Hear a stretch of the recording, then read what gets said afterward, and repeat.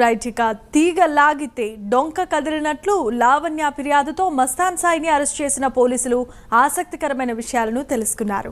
నిందితుడు మస్తాన్ సాయి ఆకృత్యాలను తెలుసుకున్న పోలీసులు నివ్వెరపోయారు.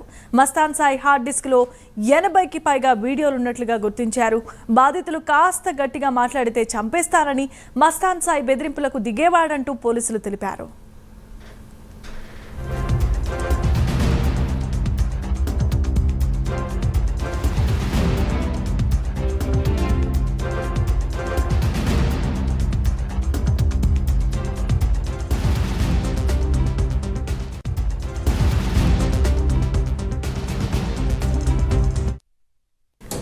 యువతలు, వివాహిత మహిళలనే టార్గెట్గా చేసిన మస్తాన్ సాయి ఫోన్లను హ్యాక్ చేసేవాడు. పర్సనల్ డేటాను సేకరించి యువతులను బ్లాక్మెయిల్ చేసేవాడని పోలీసుల దర్యాప్తులో వెలుగు చూసింది.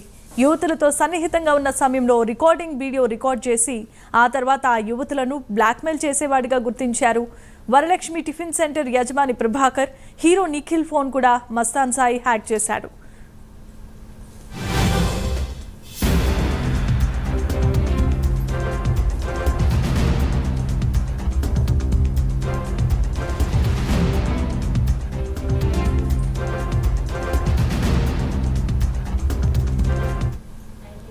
అంతేకాకుండా రిమాండ్లో ఉన్న మస్తాన్ సాయిని కేసు దర్యాప్తు కోసం కస్టడీ కోరనున్నట్లుగా సమాచారం. కస్టడీ కోసం ఇవాళ పోలీసులు పిటిషన్ను దాఖలు చేయనున్నారు.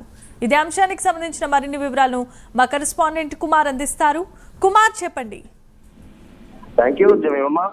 ఏదైతే రాజ్తరుణ్ లావణ్య కేసుకు సంబంధించిన మస్తాన్ సాయి ఎవరైతే ఉన్నారో అతని అరాచకాల అకృత్యాలు కూడా వెలుగులోకి అయితే ఒక పూటగా వస్తున్నాయి.